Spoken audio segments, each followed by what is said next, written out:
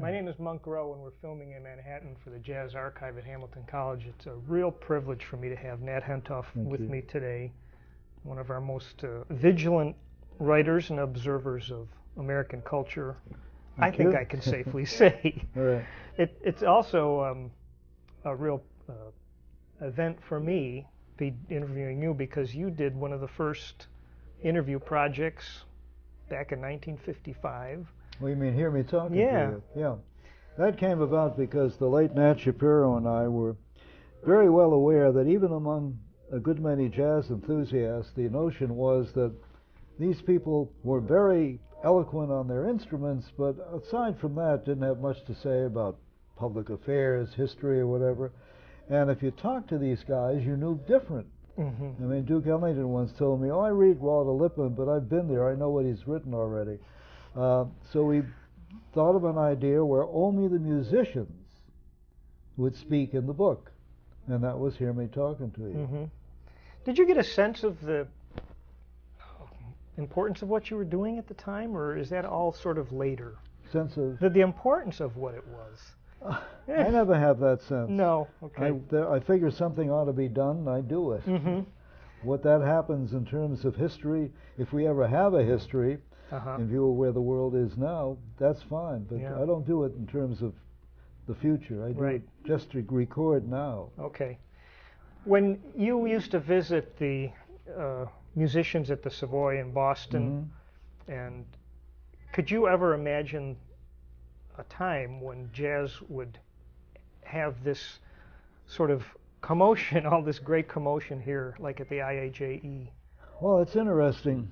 I was talking to George Wein, and I knew George from the Savoy. He was the house pianist before he had his own club, Storyville. And we were talking about all this commotion. And yet, as he said, you ask even some of the jazz scholars now or followers, they don't really know much or care much about Ben Webster or Tricky Sam Natton or Pee Wee Russell, etc. It's become almost not a business, but there's too much of a focus on the cutting edge of things. And that's why I'm encouraged that jazz education, in terms of, I don't care if they become musicians, but I like to see high school students, elementary school students, learning who these people are and listening to their records. Because we do need, as any art form does, an increase in audience. And we're not getting that so much. That's for sure. You've got all these people playing, and I don't know where they're going to go play or for whom. Yeah. Yeah. I do hope that out of all of this emphasis on jazz education, that there will be an audience coming out of it. I understand, going back to Boston for a minute, that Ruby Braff gave you some advice on your clarinet playing. No, I learned I was taking clarinet lessons from an alumnus of the Boston Symphony. I was about 13, 14 years old, and I could read anything. And I was playing scales one day near an open window. It was a summer day, and all of a sudden I hear a shout from downstairs. I was on the first, second floor. "Hey kid, you want to go to a session?" I looked down, there's this short kid, and I figured, well, I can read anything, so I went. And when we got there, this kid took out his horn and began to play. And I knew then that I'd have to find a day job that wasn't in jazz. It was Ruby Braff. Already, he was about my age. He was already playing extraordinarily beautiful stuff. I think it's a wonderful irony. In the beginning of Boston Boy, there's this great thing in the beginning where you talk about sitting at Harvard doing research, and you got a call in your head, Sidney Bechet, and that ended your career. Yeah, I had originally thought I would. At Harvard at that time had a very good professor, F.O. Mathewson, and I think he was a pioneer, this is so far back, in American studies. And I thought I would get into that field in terms of literature, poetry, music, etc. But the more I thought about it, and I knew Sidney Bechet was playing at the Savoy that night, I knew that I wasn't going to be a professor. I mean, I thought I'd have summer vacations and all that stuff. No, I figured I'd have to write about this music. Well, you did it very well. There's something about this jazz musicians that really, you called them your rabbis? Well, no, I think you said that. Growing up, I mean, I was still in my very early 20s, and Ben Webster, who had left Duke Ellington much to his later regret, was on the road, and most of the places he played as a single couldn't afford his regular rhythm section. So we were at a club, and the rhythm section was trying, but they weren't making it, so Ben swung the band. And in between sets, we're sitting at the bar, and he gave me a lifetime credo. He said, when the rhythm section ain't making it, go for yourself. And I do that with editors sometimes. Do you feel like you've always made your life sort of on the outside? You had this observation that you see a lot more of what's actually going on if you're an outsider. Well, my main job is a reporter, and I've just finished a piece for Jazz Times. If anything I've done in terms of writing about this music is going to last, it won't be my music criticism. It'll be the interviews I've done. My books are almost entirely composed of interviews. Almost all my liner notes, and I've done a lot of them, I don't do them unless I can talk to the musician. If he's dead, then I look up stuff he said to other people. So it's really, I see myself as a reporter on the scene. And of course my day job, like currently I'm writing, as I've been writing for years, about Sudan, now about the genocide, also about the genocide in the U.S. Constitution and this administration. That's reporting. I don't write opinion pieces as opinions, I write reporting pieces, and then at the end I say what I think. But it's useless if I don't have facts to go with it. Same with jazz. Yeah. Does it aggravate you that there are 24 hours of news on that's the worst. 7 different channels, and the things that they don't cover? It's not only that. This is an extraordinary paradox. There's never been a time in human history when there's been so much instant access to information, for what appears to be information. As for news, the 24-hour news cycle is such that the idea of reporting in teams or getting months to do a story, that's very rare now. So what you get are, if not sound bites, quick stories.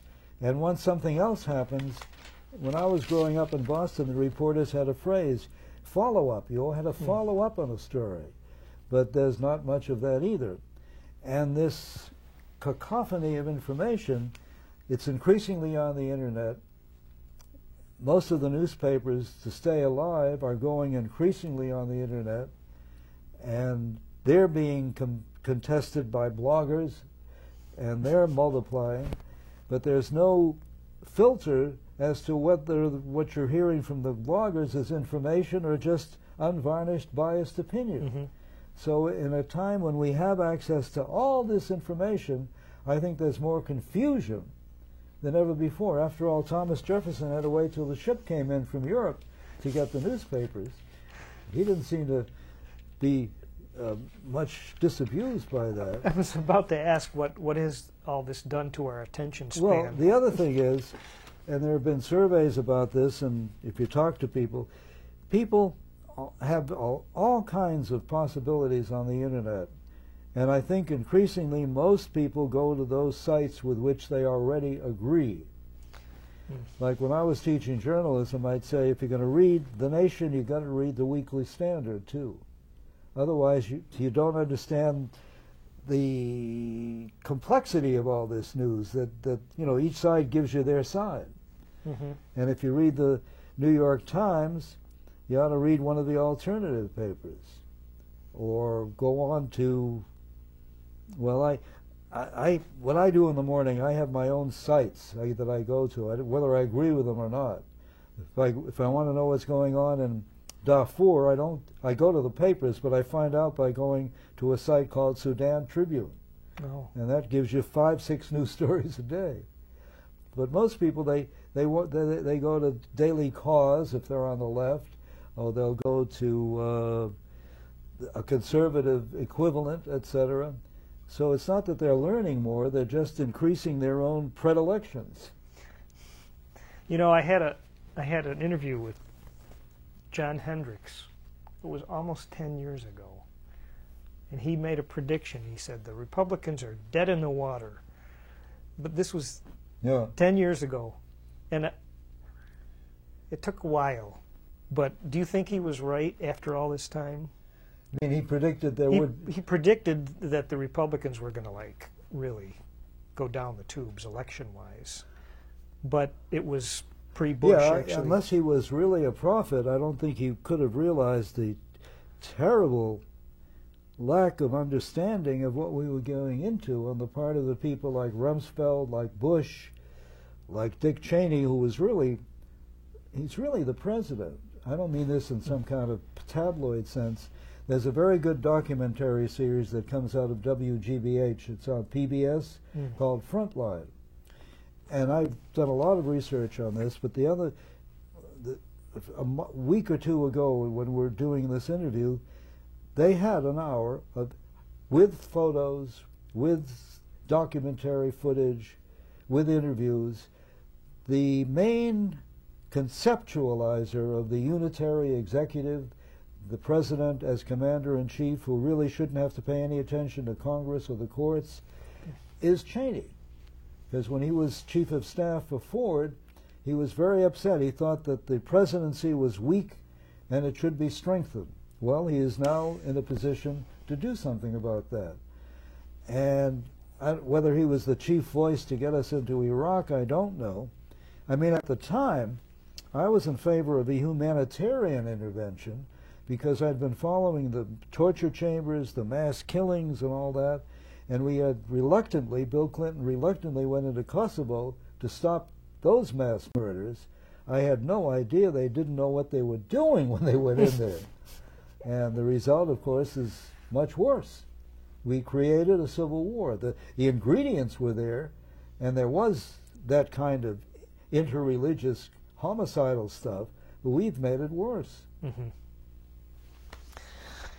Wow. Do you think the Democrats will be able to make some kind of difference? Oh, I am not very optimistic about the leadership.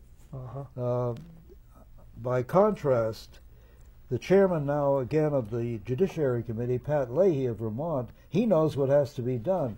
He would like to set up some real investigations of how the CIA got its power to engage in these extraordinary renditions, which has given us a terrible image around the world, where we kidnap people off the streets in Europe, send them to countries, Jordan, Morocco, Egypt, Syria, so they'll be tortured there and give the CIA the information. The CIA has secret prisons around the world. If you work at it hard enough, and I did, there was a order by Bush shortly after 9/11 giving the CIA that power, but it's never been opened. Mm-hmm. Leahy wants to find out, but meanwhile, Harry Reid and Pelosi are having other things in their mind, and they're not much interested in all this stuff. So I'm not sure this Democratic leadership is going to do much for us. Mm. Well, let me go back to your...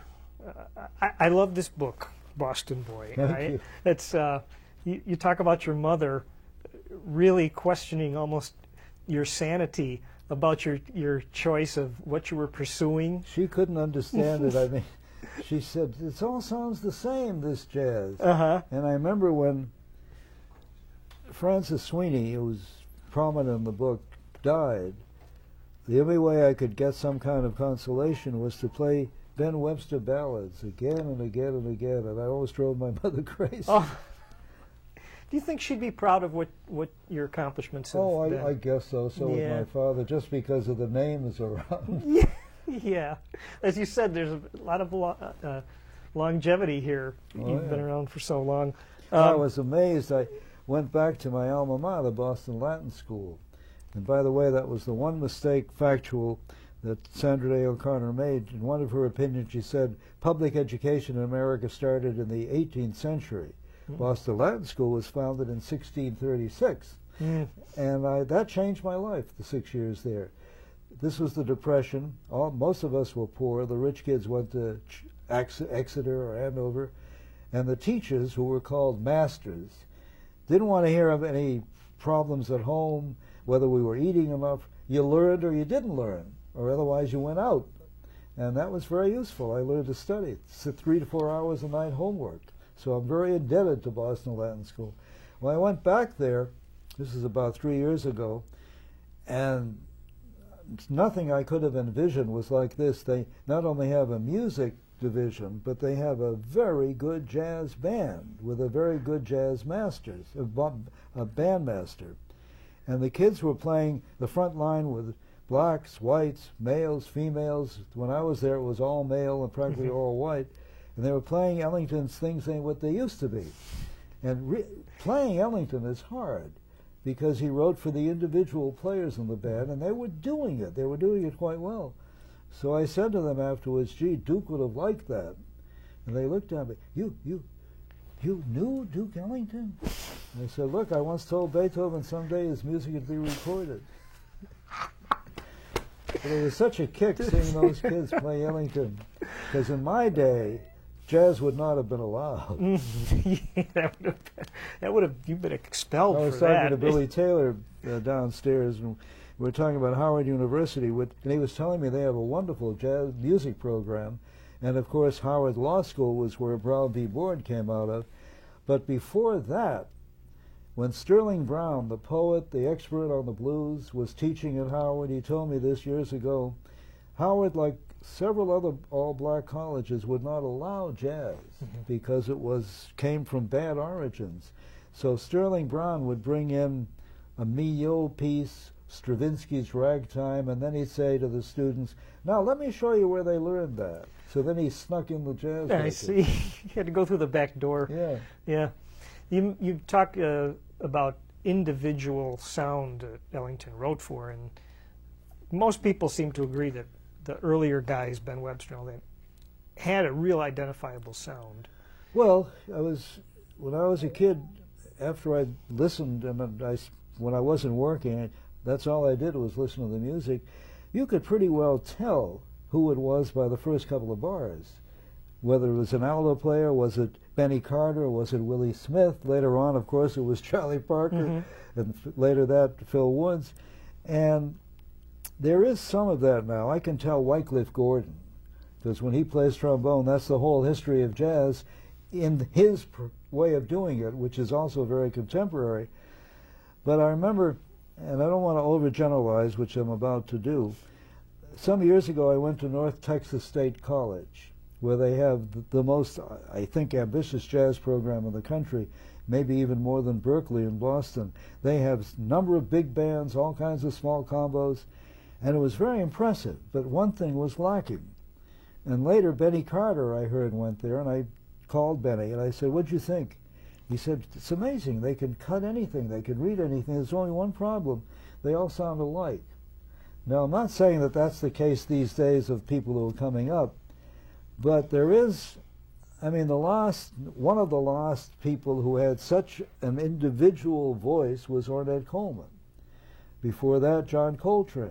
Before that, Charlie Parker, Lester Young, Dizzy Gillespie, on and on and on.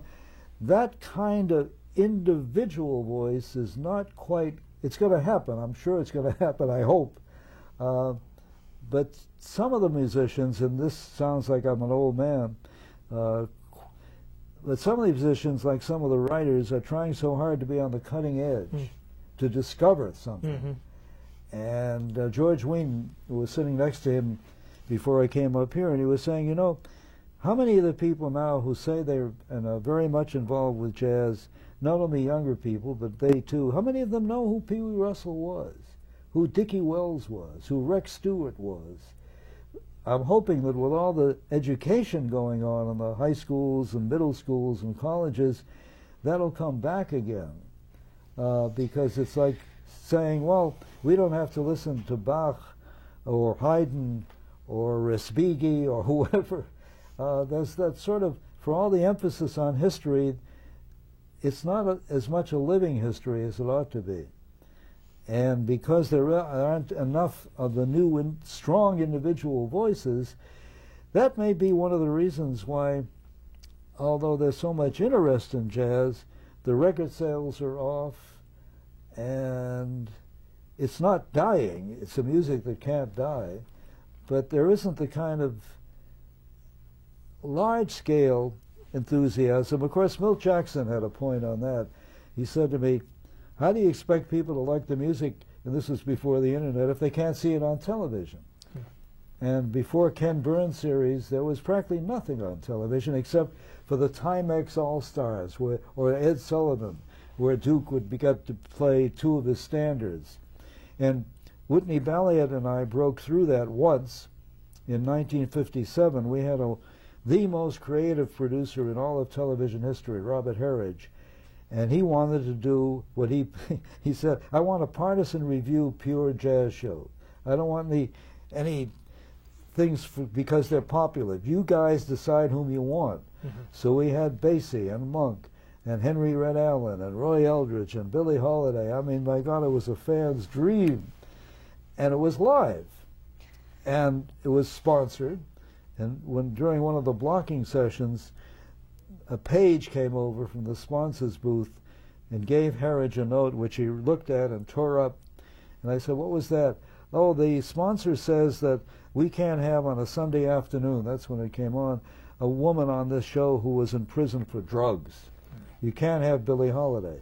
So Herridge sent back a note, said, that's okay then, I'm leaving, Balliet's leaving, Hentoff's leaving. So that was the end of that.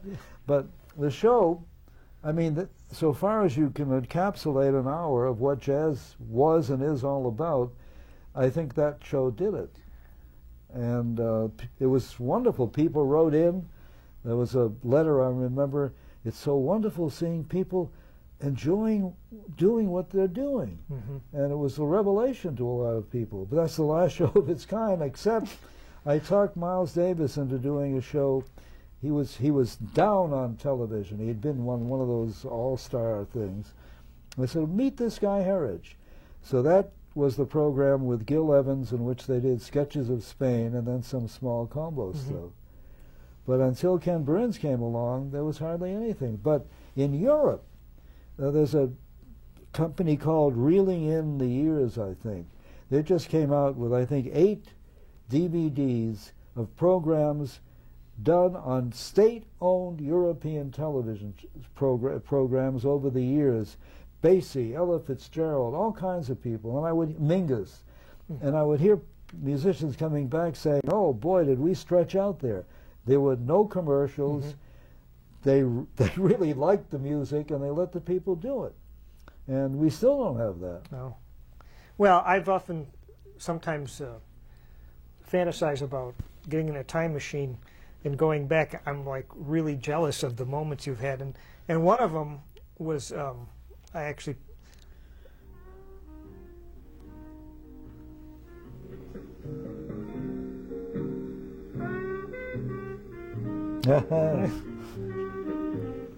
Lester.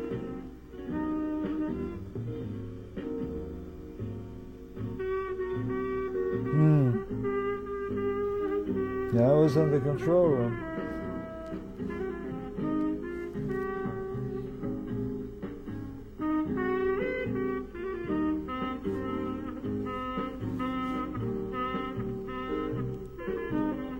Oh God, is that perfect or what? Oh.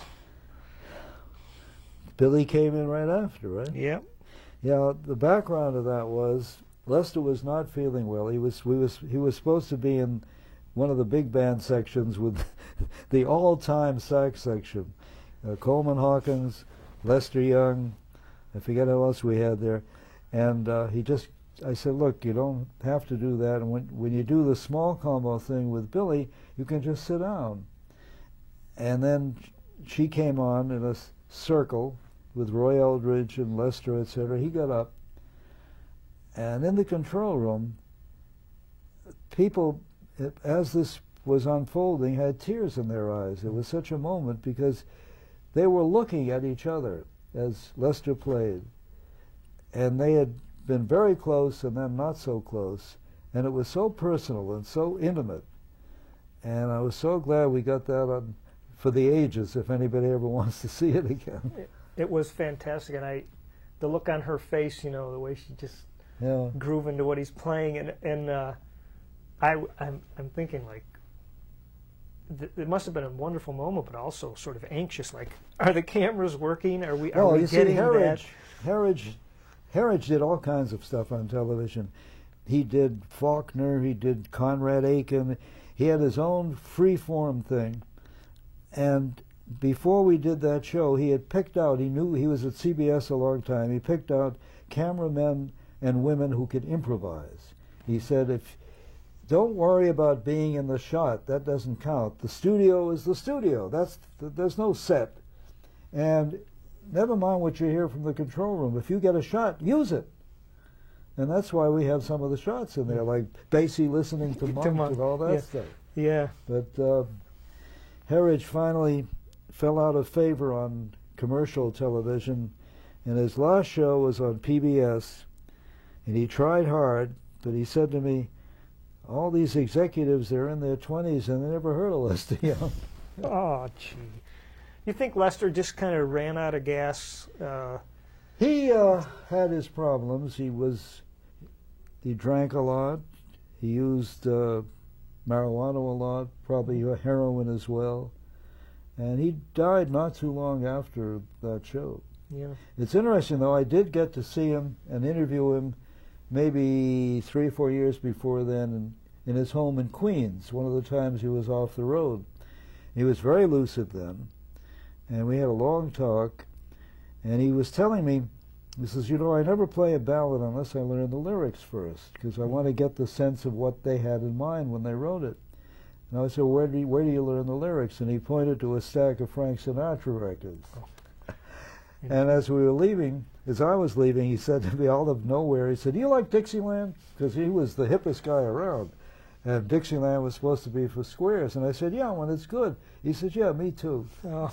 Then I found out later, his son had become the second in command for a while in the New York City school system. He was deputy chancellor, Lester Young Jr. I'll be darned. So I said, you know, I was at your home. He said, I know you were at my home because he sent me out to the movies because you were coming. He wanted quiet. But then he told me, he said, every time Lester came off the road, one of the first things he did was to go to the school to find out how the kid was doing. Oh. So much for the jazz men who don't care about anything but, you know, the ambiance of the music. That's a nice story. This morning I attended a little clinic, was entitled Trad Jazz Alive and Well. Oh, yeah.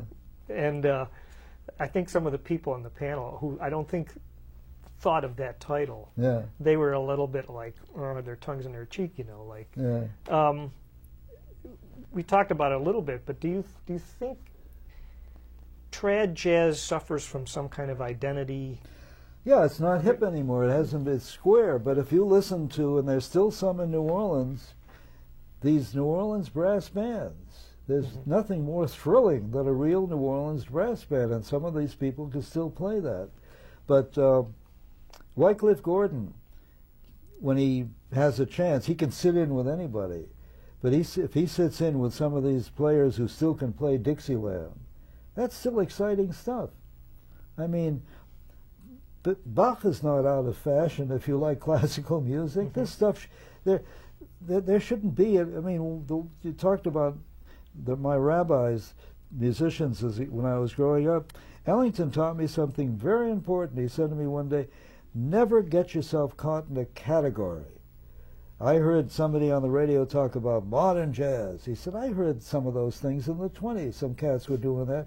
You don't listen for genres and styles. You listen for individuals. And I've been doing that ever since. I guess so.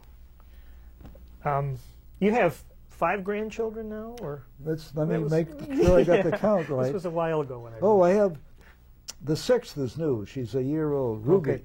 Her mother is a pianist and piano teacher and composer. I don't think she named her after Thelonious Monk's Ruby, My Dear, but though she knows the music. Yeah, that's the newest one. And how many sons and Well, daughters? let's see. I have my eldest, my firstborn, Jessica, is now running 3 or 4 circuses in St. Louis. She used to be a trapeze artist, drove me crazy, and a juggler and a fire eater on the streets. Now she runs a circus. Is that right? And it's a multicultural circus. The circus band has klezmer musicians, blues players, Mid-Eastern players, all kinds of... And her 3 kids, who are my grandchildren, are all in the circus. The older one, who's now 14, she claims she started when she was 2 weeks old because they brought her on. But and Jessie has different kinds of circus. She has a patchwork circus for older people who want. She'll teach, circus arts. She teaches in the schools, and as we speak, she's been invited to bring some of her performers to Israel for an Arab-Israeli circus. I didn't even know one existed. Yeah. So she's very adventurous. Mandy, her sister, she composes, plays piano, is a master teacher. Some of the people in New York only know her as Mandy's father, their piano teacher. The 2 boys, Nick is an attorney in Phoenix, civil rights, civil liberties, Indian law. Hard to make a living, but that's what he wants to do. The brother is a partner in one of the most prestigious Washington law firms, Williams and Connolly. That's Tom, and he specializes in intellectual property. He sometimes vents the Washington Post, that sort of stuff. And let's see, have I run out of my children? Those are the 4 children. They have. Was it tough raising a family of 4 kids as a freelance journalist? Or did you already have sort of a regular gig at that time? You mean in terms of finances? Yeah. It was tough for a while because I got fired. My one gig was a downbeat when the first child was coming along, and I committed wrongdoing. We were writing essentially about black music. We had no black employees, no black writers in either New York, Chicago, where the headquarters were, or in Los Angeles. The boss, who wasn't interested in the music at all, he ran a printing shop, but he owned the paper. He did not like Jews. He did not like blacks. And at one day, a woman came in. I thought she was black, and we needed a sort of a receptionist. I figured, okay, we can start with that. I didn't check with him. He found out about it, and I fired. Years later, when I wrote about it, she wrote me a note. She said, well, I'm not black, I'm Egyptian. Well, some of the theorists today would say, yes, you are. But anyway, that left me in a hole. And Norman Granz was very helpful. He gave me a whole bunch of liner notes for $100 a piece. No and kidding. that paid the rent for a while, but I had a freelance. And the Village Voice was very important. They didn't pay us at the time. But I went there on one condition: I didn't have to write about jazz, because otherwise, in terms of the newspaper and magazine editors, I was stereotyped, talk about categories. Mm-hmm. So I could write about anything I wanted to: education, the law, civil liberties, and that got me started as a freelance writer. Today's we were talking about instant access, with the internet and all that. Yeah. As a reporter back then, how did you gather what was happening? Talking to people. That's one of the reasons I'm a heretic now. I refuse to use email. And it took Jazz Times, it took me for a year to argue with them. I don't put my email at the bottom of the column, put my phone number. I use the computer all the time for research. But email, I learn so much more when I talk to people. I tried it for a while, and all I'd get would be canned answers. And I'd have to spend an hour or 2 answering this stuff. Mm-hmm. So, well, I'm a relic. I think in all the places I write for, I'm the only person left who still uses a typewriter. I will not write on the computer. I like the sound of the typewriter. You called it acoustic journalism, yeah, right? It does. It has a sound to it. Yeah. Some kids nowadays, you imitate a typewriter, ding, and they look at you. Well, look what happens now. You got instant messaging. Yeah. And it's showing up in school papers. And when do they learn to write English? couple moments you've mentioned that I think were significant musically for you. Having the Count Basie band plaster you against the back wall. Oh yeah, back in the 50s, that was not the loose Kansas City style band with Lester Young and Buck Clayton. This was a powerhouse band. And going downstairs into Birdland some nights, the sound came up like a thunderstorm, and you'd sort of go back. It was an exciting band. Yeah. And Joe Williams. Joe Williams was the key figure, I thought, the band except for Basie. Right. And Basie was, he never said this to me, but I learned a lot from hearing him play about the importance of space. And later Dizzy Gillespie told me, he said, you know, it's taken me most of my life to know what notes not to play. Mm-hmm. Basie knew that. What was it about that rhythm section, actually going back now? Oh yeah, Walter Page, Joe Jones. What? It was like, you know, the way I would characterize it, I've often used the phrase, jazz is a life force. Well, the pulse of the music is the rhythm, the swing, as some people would call it. And the pulse comes from the rhythm section. I mean, some people can solo on the horn and you still get that pulse, but in most cases, if you don't have to necessarily feel it. I mean, Mingus would sometimes write in a way, but always whatever Mingus wrote and had his guys play, you could feel the pulse, even though it wasn't explicit. And the Basie rhythm section, of all the ones I've ever heard, you could feel the pulse of life. It's as if you were listening to their heartbeat together. And the reason for that was not only Walter Page and Basie, but Joe Jones. And I remember once at Storyville in Boston, he got off the stand. He played with his sticks and brushes all around the room, on the walls, on the tables, on the floor. The pulse never left. It was just extraordinary. That's very cool. He really, he took an interest in you, didn't he? Yeah, Joe Jones had a feeling that jazz, if it was going to be played correctly, had to be played by people who were proper. That is, who cared enough about the music not to dissipate themselves so they couldn't play the music right. So he decided to appoint himself a kind of mentor to what he called his kiddies. And I was very fortunate to be one of the non-musicians. He sat me down once at the Savoy in Boston, where I lived when I wasn't working, and he said, you know, you got to learn some things. You're going to write about this music. And he taught me how serious to take it. Not serious in the portentous sense, but this was important music. Mm-hmm. And of course, his own background, I wrote about him in one of my books. He's just an extraordinary guy.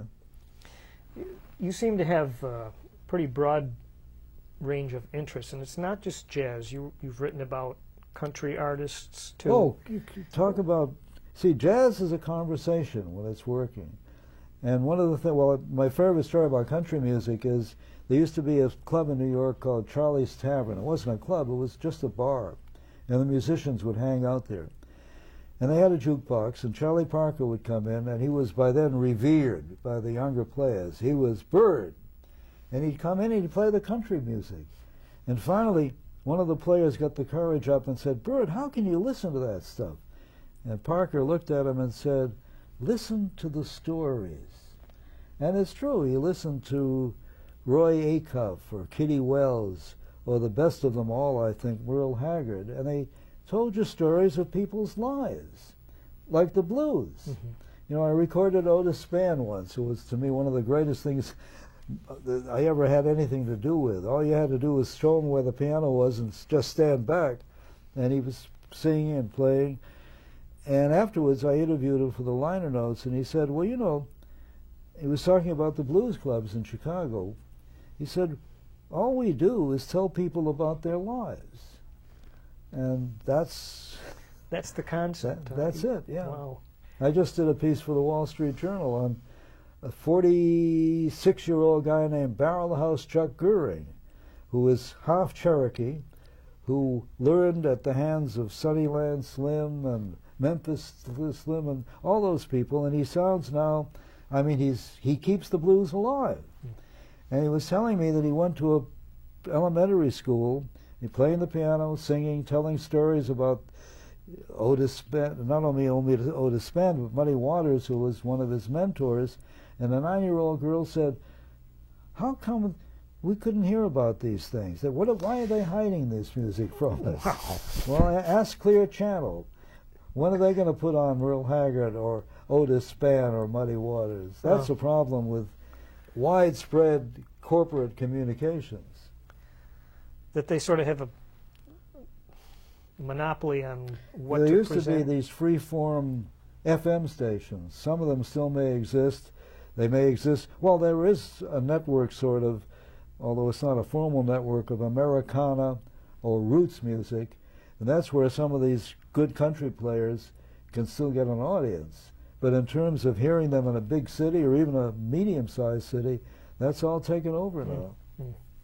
When you mentioned being producing the records you've done, have you ever had sort of a uncomfortable situation where you felt you had to tell some musicians that this is not happening, or you're playing out of tune? Well, or such? I had the luxury. Archie Blyer, who was Arthur Godfrey's orchestra leader and had his own record company called Cadence, and at the time it was doing very well. Andy Williams, the McGuire sisters, and somehow he figured he owed something to jazz, even though he wasn't a jazz player. So he asked me if I would start a label. We called it Candid. He offered me an office. I didn't want an office. He said, you can do whatever you want. And I'm sure a lot of what I did he couldn't understand. But I had total freedom for about 1.5 years or 2. Then his record company sank, and that was the end. Candid is still alive. There's a guy in England who handles it. Musicians tell me they go to Japan and they see stuff we never even released here. But I didn't have much to say because I would hire the players whose music I knew, and I knew they would hire people they wanted to play with. The only time I would ever go into the studio, usually my main job was setting out for beer and sandwiches and keeping time. Once in a while somebody would bring in a lot of manuscript paper and they'd get stuck. So I'd come in and say very quietly, why don't we try the blues? And it always worked. And one of the tracks or 2 of the tracks would be that blues. They would just play. Okay. But otherwise, I mean, Paul Bloy wrote a book and he said, I wish A&R people did what Hentoff does. He just reads the newspapers. That's good. When they improvise these blues, then you'd have to name it something, right? You have to come up with a title. See, one other thing is, the leader of the date was always at the final session, the final cutting session. It was his recording. I wasn't going to say what tracks we're going to use, etc. And for example, one of the things I was most pleased to do, because the guy died so young, Booker Little. He wrote most of the music. He played trumpet on it. And it was just amazing stuff. You know, he used to play, I knew him first because he played with Max Roach, but he had, talk about knowing a person's sound. He had that even in his 20s. And thank God he was dying. I didn't know that at the time. He had some form of leukemia, but he made himself come to the final session. And that's why the album is what it is. Wow. I'm under no illusion that I'm a creator. I'm just a recorder. Well, you're a facilitator. Facilitator, right. Do you remember the first time you heard Charlie Parker? Yeah. I had grown up with Benny Carter, Willie Smith, I mean, this clear, Johnny Hodges. I was so in awe of Hodges that one day he was coming on the back door of the stage door of the RKO Theater in Boston. The Ellington Band was there. I was so in awe I couldn't even say hello. I mean, that sound, that alto, clear, full alto. Then Bird came along, and it took me a while. And I was interviewing somebody on WMEX, and we had in those days those big turntables. I think there was 16 1/3 or something like that. And I think it was Coleman Hawkins I was interviewing him, and I was saying, I can't hear this stuff. He said, put on a Bird record. I had some there. And then he said, listen. And I heard the conception, and he was my teacher. And after that, of course, even now when I put on a Charlie Parker record, it's like a miracle. All those ideas coming out. Uh-huh. It's extraordinary. Does that kind of, how do I say this? Does jazz affect the way you write? Well, the way I write is, Murray Kempton, who was a reporter, columnist, whom I learned a lot from, he used to say he wrote for 2 or 3 people, like a conversation. One of them was Joe Jones. And I don't conceptualize, but I write like a conversation. I write as if I were talking to somebody. And in that respect, I suppose growing up on the conversation that is jazz may have, I don't know that it ever did in any kind of intellectual sense. But yeah. When you go home, are you a person who puts on music? Well, what happens, I'll tell you, I'll lead into that with something Merle Haggard told me. Haggard knows an enormous amount about jazz, and when he has the right audience, he plays it. He had an alto sax player once who was a jazz player, who could also play country. His lead guitarist's favorite guitarist was Django Reinhardt. And when I interviewed Haggard, he mentioned some New Orleans players that I never heard of before. I was embarrassed. I went home and looked them up. But I think he's sort of bipolar. And he said to me once that some days things get so far down, nothing will lift me up except music. And sometimes after several days of running about genocide in Darfur, or what Dick Cheney is doing to the Constitution, I have to hear some music to keep me going. That's a great answer. It sort of anticipates my next question, because I know we have to wrap up soon, but how do you get up for every day of what you do? I'll tell you, one of my mentors as a journalist, there were 2 main ones. One was a great man whom nobody speaks of anymore, George Seldes, who was kicked out of Hitler's Germany, out of Lenin's Russia. He was kicked out of the Chicago Tribune. He was the most independent and perceptive journalist ever. The other one was I.F. Izzy Stone. And one day, Tom Wicker, who was then at the New York Times, was paying tribute to Izzy and said, the thing about Izzy is he never lost his sense of rage. And what gets me up in the morning is I go through the newspapers and I get so angry that I'm ready to write. Wow. If you could, if you got the old stranded on the desert island. I'm sorry? You're stranded on the desert island and you have 5 pieces of music that you can take with you. Well, one would be Duke Ellington at Fargo. Say again? Duke Ellington at Fargo. You know, that place in the Dakotas. That right. The guys told me that had a terrible road trip. They came into town totally beat, and something happened. And you could hear it on that record, and a great man remastered it, Jack somebody or other. I'd have to have some Billie Holiday. I need more than 5. Yeah. I'd have to have some real blues. I'd have to have Otis Spann.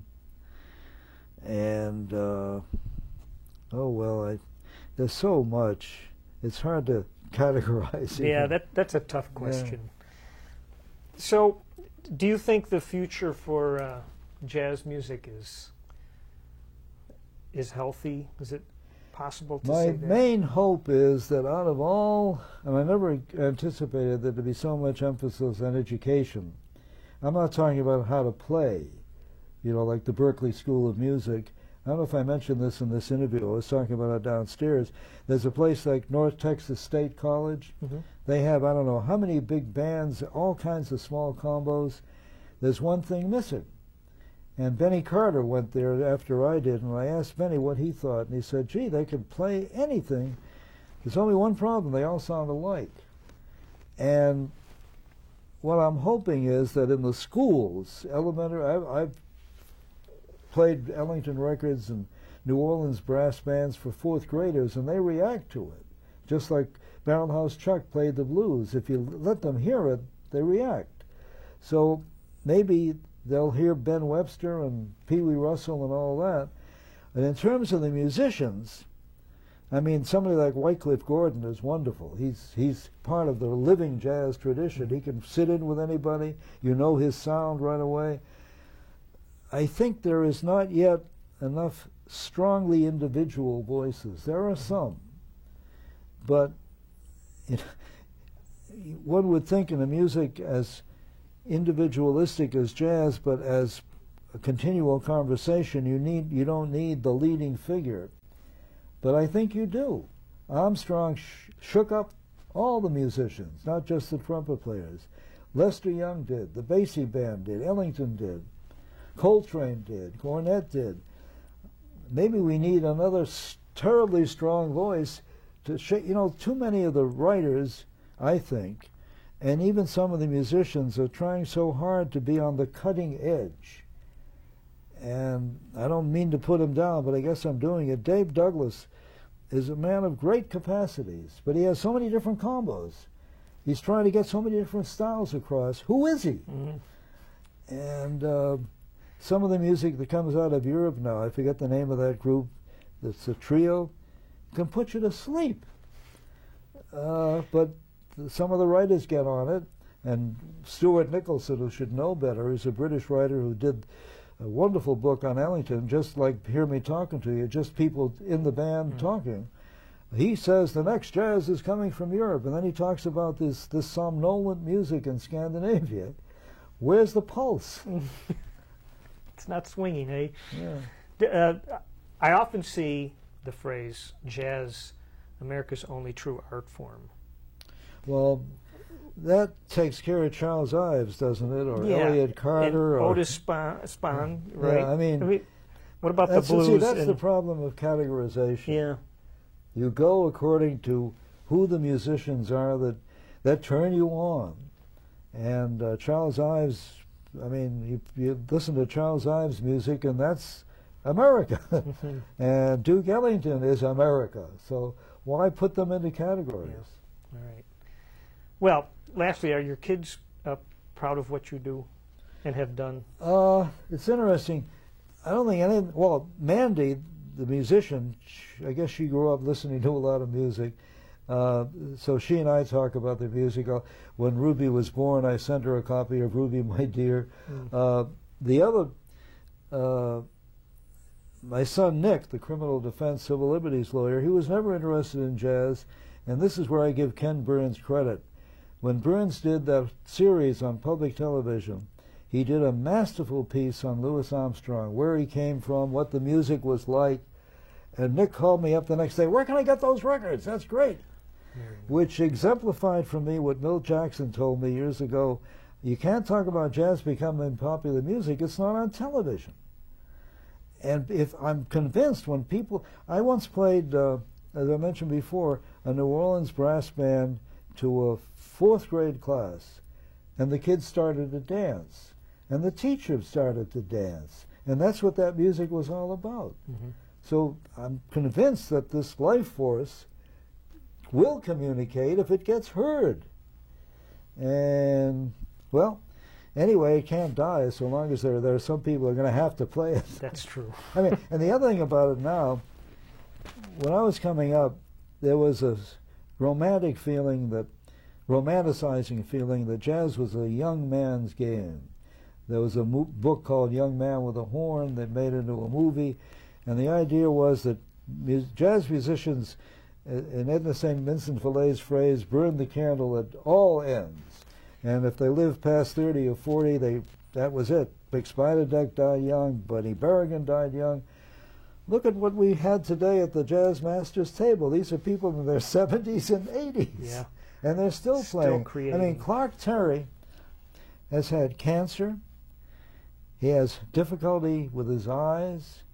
He has to be helped onto the stand. He goes around in a wheelchair. He gets on the stand. He plays like he's 22 years old. And one night there was a tribute to him at the Blue Note in New York, and somebody, as he was getting on the stand, "Hey, Clark, what are the golden years like?" He said, "They suck." Then he got on the band, and he was 22 years old. The music can keep you alive. Yeah, that's for sure. Well, I'm very appreciative of you giving me your time today. And Oh, look, as you can tell, I enjoy talking Yeah. about one of your friends. I was once in Joe Williams' dressing room, and we were talking about players who were no longer here, some because of their own damn fault. And Joe looked at me and said, "You and I are survivors." And I felt like I'd been knighted, that Joe would put me in his company. Well, you deserve to be there, and I appreciate your time and everything you've been doing and still doing. Well, I'm glad you're chronicling this, because if we have a future, since the nuclear proliferation is now proliferating, but if we have a future, what you've done is going to be terribly important. Thanks a lot. Appreciate it. Thank you.